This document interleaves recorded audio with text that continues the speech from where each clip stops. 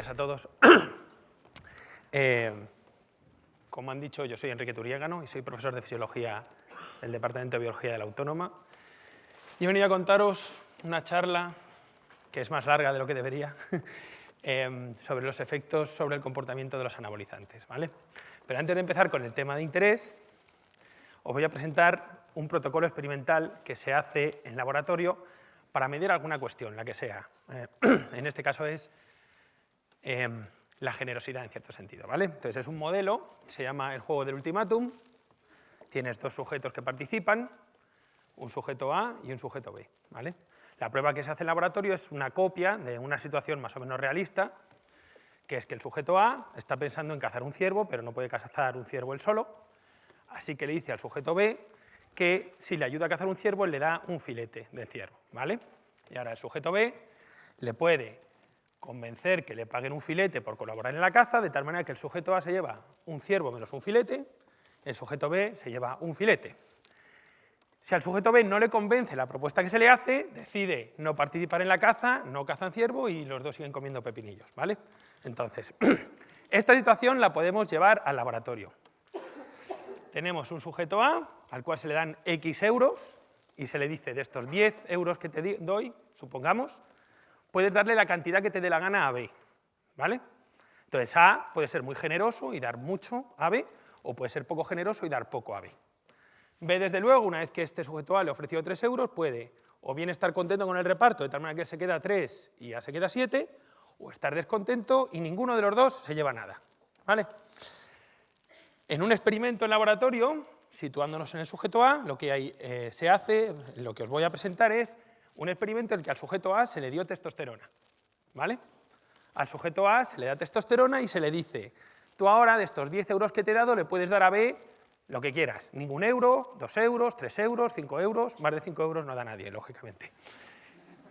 Bueno, en Occidente, en otras culturas sí, pero en Occidente nadie da más de 5 euros. Entonces, ahora la pregunta que yo os hago es, ¿qué creéis que va a hacer el sujeto al que se le ha inyectado testosterona respecto a lo que haría un sujeto que no ha recibido testosterona? Pensadlo, no hace falta que me lo digáis, y ahora yo os digo la respuesta.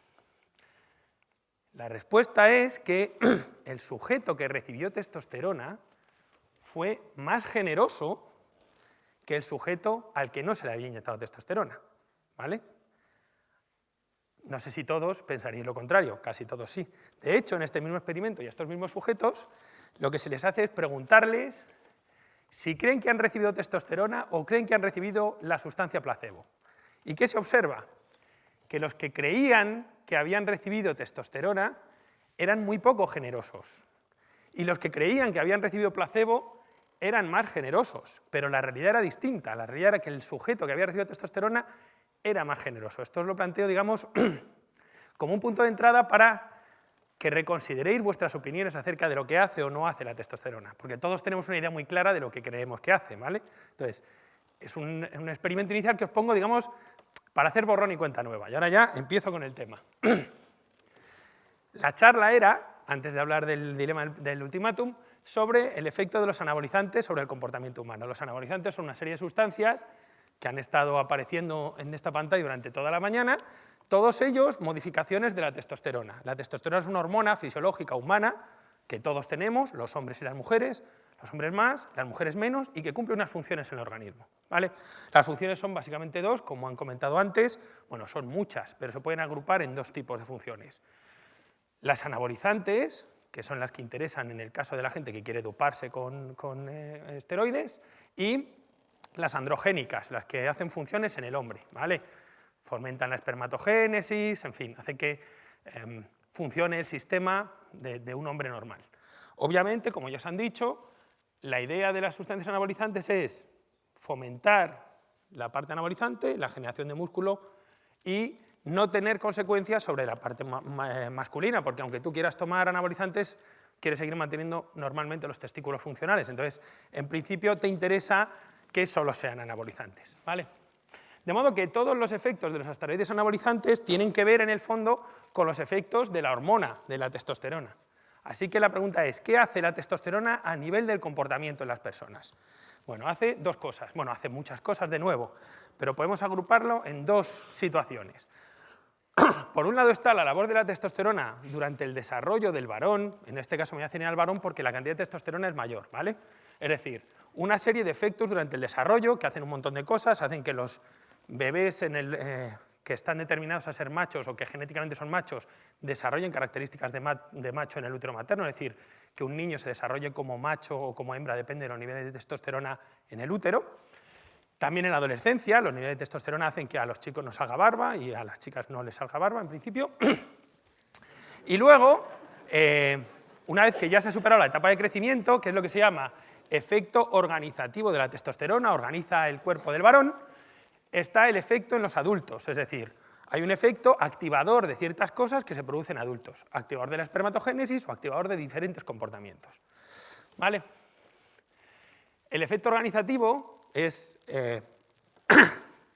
en relación a los niveles de hormona y la respuesta a la hormona a lo largo del crecimiento. Y esto, digamos, no es lo que os interesa a vosotros. A mí, sin embargo, bueno, yo en general suelo trabajar con este aspecto, ¿vale? Y luego está el efecto activador, es el que te hace hacer cosas de adulto, ¿vale? Voy a dedicar 2 diapositivas al efecto organizador, muy sucintas. En principio, como os he dicho, hay un pico de testosterona antes de nacer que determina que un bebé se desarrolle como niña o como niño. Bueno, he cogido los colores estándar, pero me parecía más cómodo que poner fotos de embriones. Durante la infancia, los niveles de testosterona en los niños son muy bajos y luego de pronto aumentan mucho. El cuerpo responde y entonces te genera caracteres sexuales de hombre o, si no hay un nivel de testosterona, de mujer, ¿vale? Uno, obviamente, igual que la testosterona modifica el aspecto físico del bebé o del adolescente, también está afectando al sistema nervioso y, por tanto, a la organización de las neuronas y, por tanto, al comportamiento. Es decir, los niveles de testosterona prenatales y en la adolescencia afectan a cómo nos comportamos de adulto. Y en el contexto que os interesa a vosotros, aunque no lo voy a poder desarrollar, también afecta a cómo respondemos a los niveles de hormonas que generamos, ¿vale? En principio, obviamente, cuando tú traes unos chicos para hacerles un experimento en el laboratorio, no puedes averiguar fácilmente sus niveles de hormonas en la infancia o en la adolescencia, pero hay variables que correlacionan con esos niveles.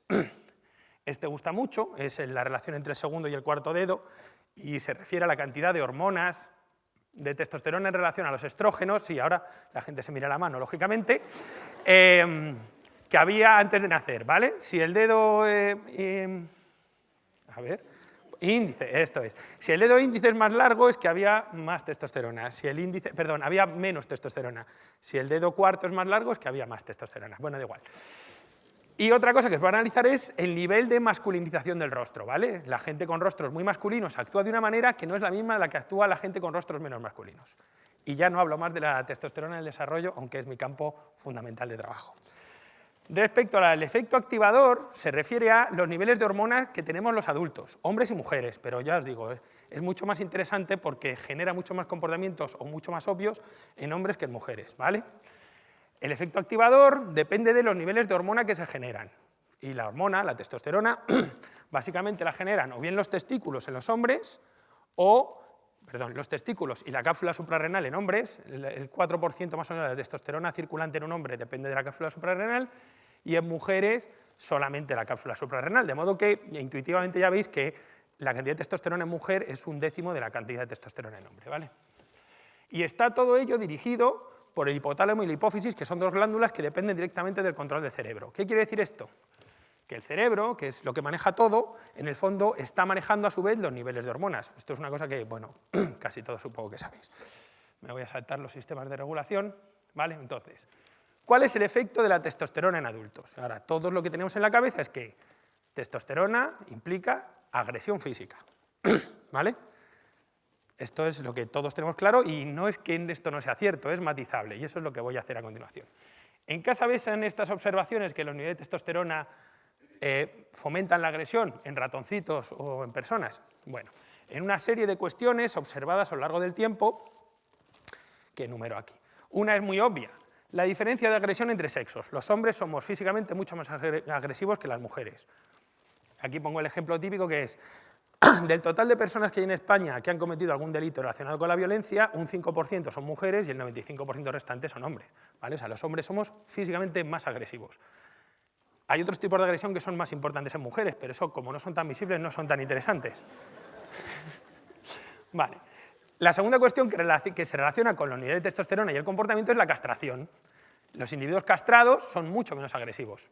Obviamente estos experimentos casi nunca se hacen con personas, no porque se les castre, sino porque el número de individuos que sufren hipogonadismo por cualquier razón clínica, la que sea, un cáncer, un problema del tipo que sea, es relativamente bajo. Entonces, casi todos estos experimentos se hacen con ratones. Luego está el conocido como síndrome del hombre joven. El síndrome del hombre joven lo que quiere decir es que casi todos los actos de violencia los cometen personas, varones, entre los 20 y los 30 años, ¿vale? Que por otro lado es cuando el nivel de testosterona es más alto, porque según envejecemos, el nivel de testosterona basal baja en todos. De tal manera que esto es otro apunte indirecto en relación a que puede haber una relación entre la testosterona y la agresión. Luego nos quedan, digamos, situaciones más controladas. Por un lado están los típicos experimentos en que comparas grupos. El típico es de presos. Presos que han cometido delitos de sangre, presos que no han cometido delitos de sangre. Los que han cometido delitos de sangre tenían la testosterona más alta, ¿vale? Y luego en laboratorio uno hace estudios correlacionales. Esto normalmente en el laboratorio no representas muestras de agresión física, es decir, no poner dos chicos a agredirse, sino que hay tareas de laboratorio diseñadas que simulan la agresión y ves la relación que hay entre sus niveles de hormona y la agresión, pero es una agresión de papel y lápiz. Y por último está la administración de testosterona directamente. Esto es, digamos, sería lo más fácil de ver, pero es lo que menos se hace. ¿Por qué se hace? Porque la testosterona en altas dosis es nociva para ciertos sistemas somáticos, de tal manera que no es común o no es fácil hacer un estudio añadiendo testosterona a individuos sabiendo que eso es riesgoso para su salud, así que no hay tantos estudios de inyectar testosterona. Hay estudios naturales, pero los estudios naturales tienen trampa. Bueno, ahora sigo.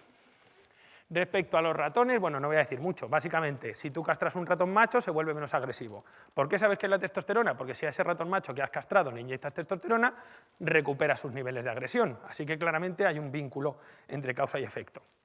Y además, puedes convertir a las hembras en individuos tan agresivos como los machos, añadiéndoles testosterona. De tal manera que hay una relación muy clara entre agresión y testosterona en ratones. Pero los ratones y las personas son distintos. Esto parece una tontería, es el animal de laboratorio uno que se usa muy comúnmente, pero claramente no somos iguales, sobre todo socioculturalmente somos muy distintos. O dicho de otra manera, los ratones de por sí son mucho más agresivos que las personas. ¿Por qué? Por su sistema reproductivo y territorial. En general los ratones lo que tienen es un macho que maneja un harén de hembras, 3, 4, no muchas, no como los leones. Y este harén lo tiene que defender. Es decir, si tú quieres seguir reproduciéndote, lo que tienes es que defender tu harén, y tu harén lo conservas conservando el territorio. ¿Qué quiere decir esto? Que los machos de ratón constantemente se ven obligados a enfrentarse a otros machos que les quieren o bien quitar las hembras o bien reducir el territorio, ¿vale? En la especie humana, aunque obviamente hay conflictos parecidos a esto, pero no son tan intensos. Nuestra reproducción no depende directamente ni del territorio que controlamos ni de un harén que manejamos, ¿vale? De modo que extrapolar los resultados de agresividad de ratón a persona no es inmediato. Obviamente puede tener que ver, pero no se sigue necesariamente que si la testosterona lo que hace es que los ratones sean más agresivos, quiera decir que la testosterona haga que las personas sean más agresivas, ¿vale?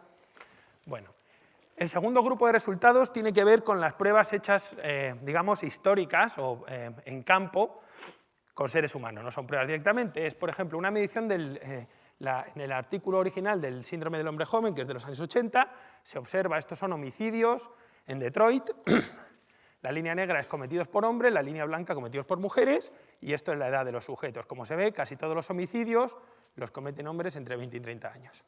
Esto es un artículo un poco posterior, el que está al lado, que también es muy interesante, aquí se representa la crueldad de un conflicto, de una guerra que puede ser entre países o entre tribus africanas, da igual. Y esto es el ratio de hombres jóvenes respecto a hombres viejos. ¿Qué se ve? Cuanto más jóvenes eran los individuos de las poblaciones en conflicto, más cruenta era la guerra, ¿vale? Es decir, una guerra entre países de gente joven es mucho más, entre los países africanos sería mucho menos cruel que entre, yo qué sé, Dinamarca y Holanda, ¿vale? Bueno, respecto a los estudios en población, aquí os traigo el ejemplo de los presos, que tenemos distintos delitos, estos son más crueles y más violentos, estos menos, y aquí se representan los niveles de testosterona, ¿vale? Blanco es que es un nivel relativamente bajo, medio y alto, y como veis, los que cometen violaciones o asesinatos tienen niveles de testosterona relativamente elevados. Y esto es un ejemplo de experimentos de entre miles de tareas en laboratorio. Son sujetos a los que se les hace alguna clase de medida psicosocial, o alguna clase de medida, un experimento, lo que sea, que mide sus niveles de agresividad en papel, o sea, no es una agresividad física, o sus niveles, en este caso, de comportamiento prosocial, y se correlaciona con medidas de testosterona. Obviamente, estas medidas correlacionales salen positivas, es decir, más agresión, más testosterona. Pero como toda prueba correlacional, tanto estas como las anteriores, uno no sabe si es causa o es efecto. Es decir, ¿los asesinos tienen más testosterona y por eso son asesinos? ¿O por ser asesinos tienen más testosterona? Parece una pregunta tonta, pero es muy importante, ¿vale?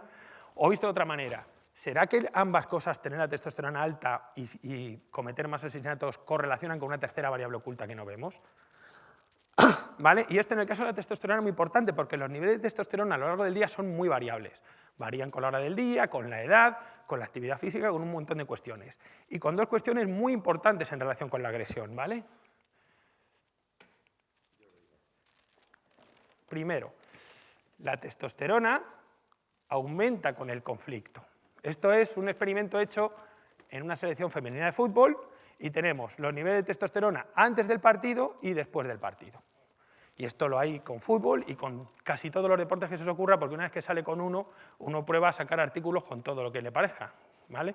Con judo, con remo, con lo que queráis. ¿Qué ocurre? Que antes de la competición, o sea, antes de tener un conflicto, tu nivel de testosterona es 1, y después de tener un conflicto, tu nivel de testosterona ha subido, ¿vale?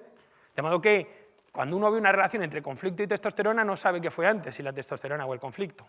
Pero es que además la testosterona sube cuando ganas. O sea, no es solo ya el hecho de tener un conflicto lo que te sube la testosterona, sino que volvemos a chicas jugando al fútbol. Esto es una situación en un día de entrenamiento. Testosterona un día de antes del día de entrenamiento, testosterona un día después del día de entrenamiento. Y esto es un día de partido, antes del partido y después del partido. En negro las que ganan, en blanco las que pierden. Como veis, ganar aumenta tu nivel de testosterona, ¿vale? De modo que no está muy claro, o sea, hay una relación, claro, pero no está muy claro si la testosterona es causa de ese efecto, y ya os digo, la realidad es que está en los dos lados. Cuando ganas te aumenta la testosterona, eso te hace que tengas más ganas de ganar y por tanto te entres en más conflictos y así, ¿vale? Bueno. De modo que ahora lo que nos queda, después de ver que los estudios correlacionales o los trabajos con ratón son relativamente parciales a la hora de ver si hay una relación entre testosterona y comportamiento, nos queda la administración de testosterona a sujetos, a personas, ¿vale? Pero antes de hablaros de personas, os tengo que contar una cuestión desarrollada con pájaros que se llama la hipótesis del desafío, ¿vale? Esto es un trabajo desarrollado en los 90 y que se ha venido desarrollando después, en que trabajan con paseriformes, monógamas y que controlan territorio. ¿Qué quiere decir esto? Pues que estos pájaros les pasa como a los ratones, si controlan un territorio se reproducen, si no controlan un territorio no se reproducen. ¿Qué ocurre? Que los ornitólogos en campo observaban una cuestión muy curiosa. En la época de no cría, es decir, en el tiempo pasivo de la especie, el nivel de testosterona era 1, bajito, ¿vale? Cuando empezaba la época de cría, sin que ocurriera nada, su nivel de testosterona subía. Y si esa época de cría para ese pájaro era muy conflictiva, había muchos adversarios, había mucho lío, había muchas hembras, todavía había un nivel suprafisiológico mucho mayor, ¿vale? ¿Qué quiere decir esto? Que el nivel de testosterona basal de los pájaros, en este caso, se adapta a las circunstancias del entorno. Si tú estás en un entorno poco desafiante, que vas a tener pocos problemas, tu nivel de testosterona es bajo, ¿vale? Si ves que el entorno es más conflictivo, el nivel de testosterona el cuerpo lo sube, ¿vale? Entonces, lo que se observa es, esto es el nivel de testosterona y esta es la agresividad. Este es el nivel basal, el que es muy bajito, este es el nivel de época de cría y este es el nivel máximo que se consigue cuando hay situaciones difíciles. ¿Qué ocurre? Que según sube, obviamente esta gráfica no es proporcional, es solo para hacernos una idea de cómo funciona el sistema. Si tú estás en una situación muy conflictiva, la testosterona sube y el nivel de agresión también sube. ¿Qué pasa también? Que según sube el nivel de testosterona, la capacidad de los pájaros para desarrollar cuidados parentales, es decir, empollar los huevos, traer trocitos de animalitos para dar de comer a las crías, disminuye, ¿vale? De modo que en principio lo que te dice la hipótesis del desafío es que el nivel basal de testosterona de los individuos se adapta al contexto en función de si va a tener que responder o no a muchos problemas, ¿vale? A muchos desafíos. Vale. Se sabe además que es causa y respuesta con un experimento que obviamente se hace en aves. Tenemos este bonito ave australiana Este es el macho, que es el de colorines, esta es la hembra, que sea de tantos colores quiere decir que hay mucho dimorfismo sexual, y si hay mucho dimorfismo sexual quiere decir que hay mucha competencia por reproducirse, ¿vale? Es un pájaro que le cuesta reproducirse. O sea, le cuesta. Cada macho tiene que enfrentarse y ganar muchos conflictos para lograr cruzarse. ¿Qué es lo que hicieron? Pues básicamente inyectarle testosterona a los machos, y ¿qué observaron? Pues aunque se ve fatal, lo que se observa es que al macho que se le inyecta testosterona se vuelve mucho más agresivo y cuida mucho menos a la descendencia, ¿vale? Es decir, hay una relación directa entre el nivel de testosterona basal que tienen estos pájaros con la agresión y los cuidados parentales que genera, pero no olvidéis que el nivel de testosterona basal es dependiente del contexto, ¿vale? Entonces, ¿cómo podemos ver si la hipótesis del desafío se produce, o sea, es en el mismo paradigma en el que nos movemos las personas? Es decir, los hombres, en este caso los hombres que son los que tenemos normalmente conflictos reproductivos, estamos dentro de este paradigma del conflicto. Entonces, ¿cómo se ve eso? Pues primero, saber si la testosterona responde o bien ante desafíos o bien ante estímulos de carácter sexual, ¿vale? Porque tú estás en una situación estimulante y por tanto la testosterona te sube. Segundo, saber si uno anticipa el conflicto, como hacen las aves cuando van a entrar en la época de cría, el nivel de testosterona aumenta. ¿Por qué? Porque saben que van a tener conflictos y que van a recurrir, digamos, a los mecanismos comportamentales que se desarrollan en base a la testosterona. Entonces, si los hombres se anticipan o las mujeres a los niveles de testosterona, estamos dentro de la hipótesis del desafío. Obviamente, este aumento de testosterona fomenta comportamientos en los hombres encaminados a ganar ese desafío, ¿vale? La testosterona no te sube para nada, te sube para que tú consigas ganar en el contexto en el que queráis. Y finalmente, la paternidad baja los niveles de testosterona. Hay pruebas en seres humanos de todo esto, ¿vale? Estas dos ya las he presentado ya. Cuando antes de un conflicto la testosterona es más baja, después de un conflicto la testosterona es más alta, claramente quiere decir que los conflictos suben la testosterona. Pero además, la subida de testosterona es anticipatoria, ¿vale?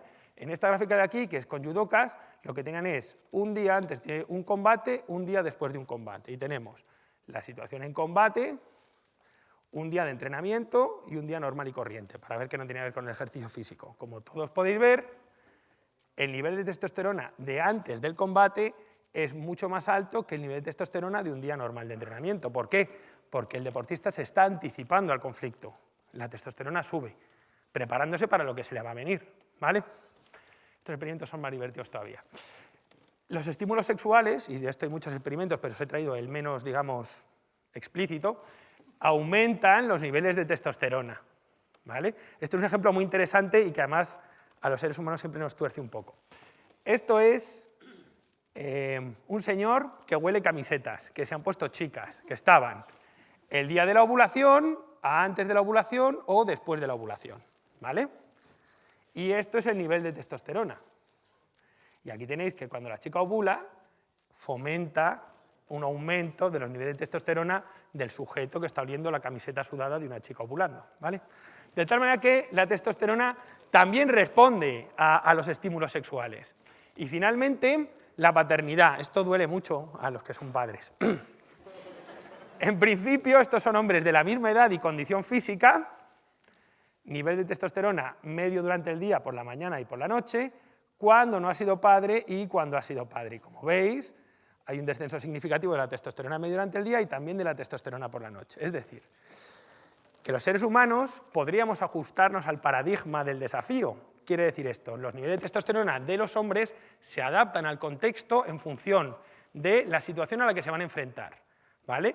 Y una vez que la enfrentan, la testosterona responde normalmente aumentando. ¿Por qué? Porque cuando ganas un conflicto, pensad en los pájaros, territorial, y tú ahora eres dueño de un territorio, o pensar en los machos alfa de los gorilas, que es más fácil. Si tú llegas a macho alfa, más te vale estar preparado para seguir peleándote porque te van a seguir viniendo desafíos, ¿vale? Porque todos los demás que no son alfa quieren ser alfa como tú. ¿Veis un poco la idea? Vale, entonces, finalmente me quedaba un postulado, que es que, como ya os he dicho, ganar aumenta los niveles de testosterona, pero este aumento tiene que ir encaminado a comportamientos que te permitan mantener el estatus que tú has conseguido ganando, ¿vale? Entonces, esto es un experimento hecho con la Kinect, un juego de boxeo. Al chico le ponían a jugar, bueno, le recogían saliva antes, le ponían a jugar a la Kinect y ganaba o perdía porque el juego estaba trucado. Si ganaban o perdían, le recogían la saliva para ver si ganar o perder cambia los niveles de testosterona, y luego le ponían a hacer un experimento de agresión. Es un experimento de agresión muy sencillo, es un juego bastante aburrido, pero bueno, le tienes que dar a un botón y si le das cada 100 veces que le des al botón ganas 1 euro, ¿vale?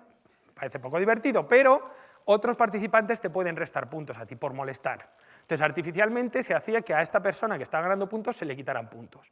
Y una vez que alguien te agrede, tú tienes la opción de seguir dando al botón para seguir ganando euros o agredir al que te ha agredido con otro botón, claro. Tienes que elegir. Vale. Si tú, digamos, se asocia a comportamiento agresivo, que tú decidas dejar de dar al botón 1 y empieces a dar al botón de represalia. ¿Vale? ¿Qué se observaba? Pues lo esperable de todo lo que os vengo contando, lo esperable, que es, primero, que ganar aumenta la testosterona, en hombres, en mujeres no, claramente el Kinect no le gustaba. En hombres sube la testosterona, lo que pierden baja, pero además, a los hombres que les subió la testosterona fueron más agresivos en el segundo experimento. De tal manera que la testosterona se pone al nivel del nivel de conflicto al que te enfrentas, si ganas mejora, y esa mejora tiene mecanismos para que tú sigas ganando, ¿vale? ¿Veis? Ahora, ¿qué quiere decir ganar en personas? Esto es lo que es matizable y es lo que tiene que ver con la agresión. Vale. Entonces, este es el modelo que tenemos, es un modelo que también se ha visto en ratones, pero todas las diapositivas de ratones las he quitado, lógicamente porque si ya era larga la cosa, bueno, el caso. ¿Qué ocurre cuando a alguien le inyectas testosterona? Pues uno, normalmente, dentro de la hipótesis del desafío, este aumento de testosterona lo que hace es fomentar comportamientos para que tú sigas ganando conflictos.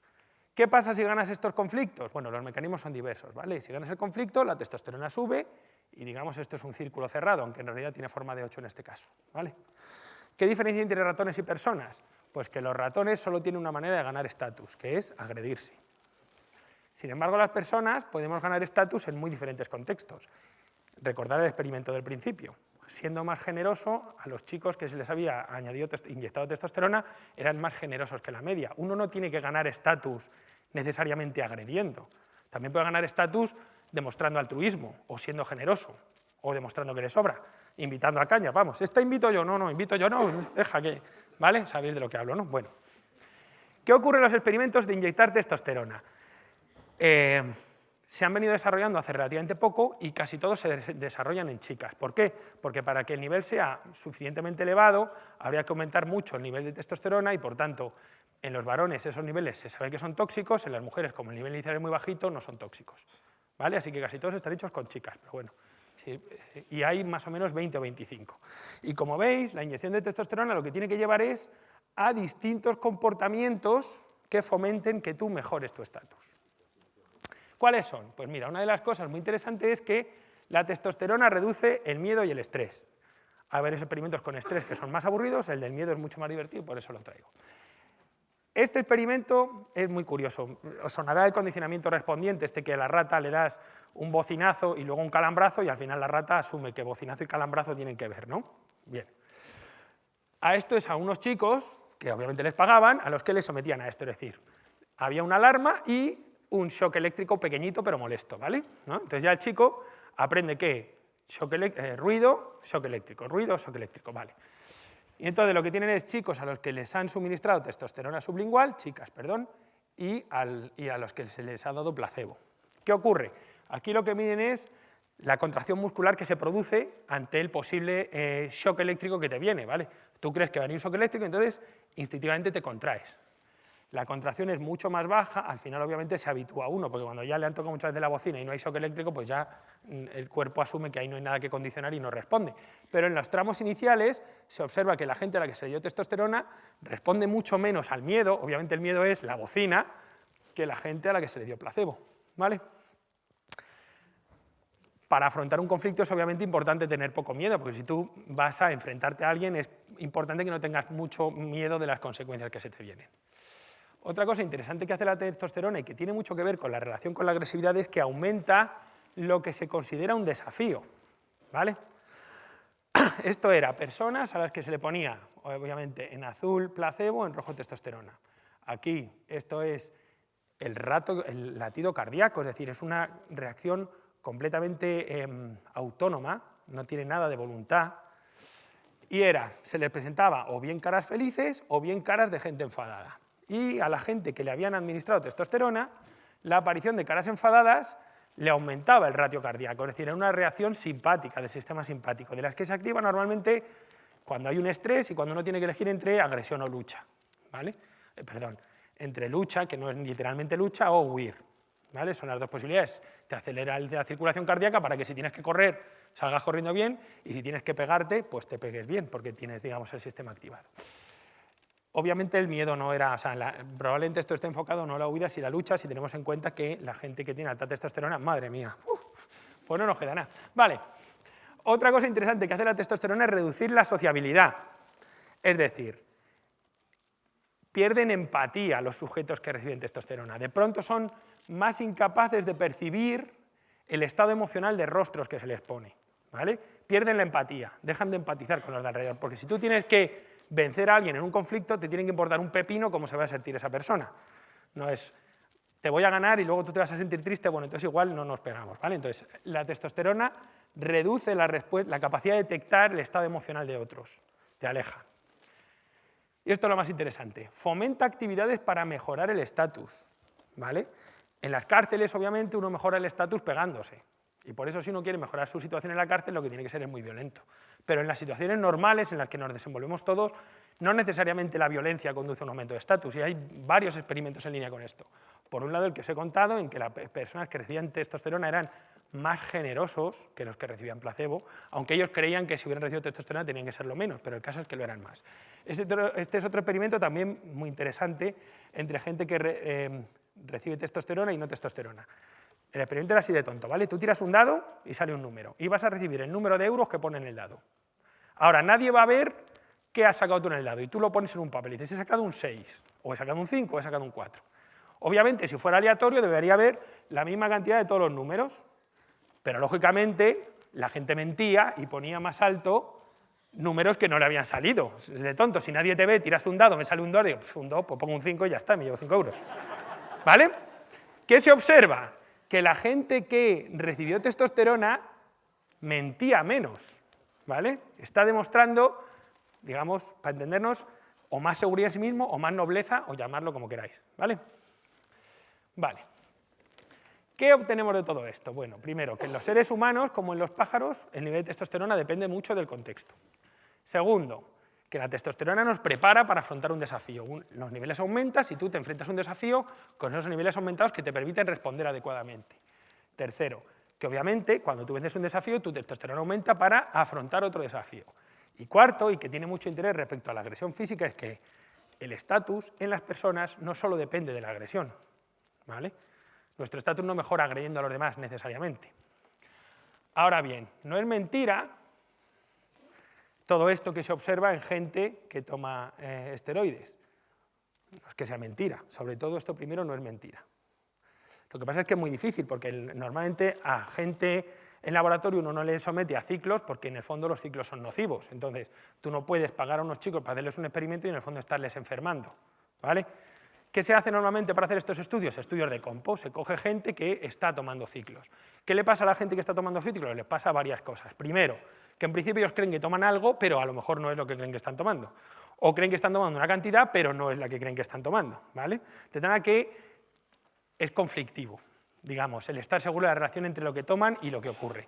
Y segundo problema, normalmente, aparte de uno no se cicla solo con una sustancia o con dos sustancias, se cicla con muchas y variadas sustancias, normalmente acompañado de estimulantes o de otras cosas. De modo que es verdad que entre gente que consume esteroides se han observado casos de agresión, manía, esquizofrenia o depresión, ¿vale?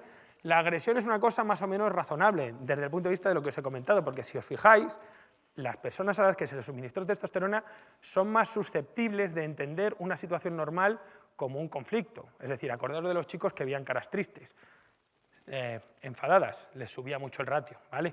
¿Qué quiere decir eso? Que un chico que está consumiendo, digo chico porque es lo común, anabolizantes, digamos, tienen los umbrales de lo que considera una agresión mucho más alto, de lo que considera un conflicto, ¿vale? Enseguida se pica. Y la otra cosa es que si el contexto en el que esa persona está, el estatus se gana a través de la agresión, obviamente su necesidad de mejorar su estatus le va a llevar a agredir, ¿vale?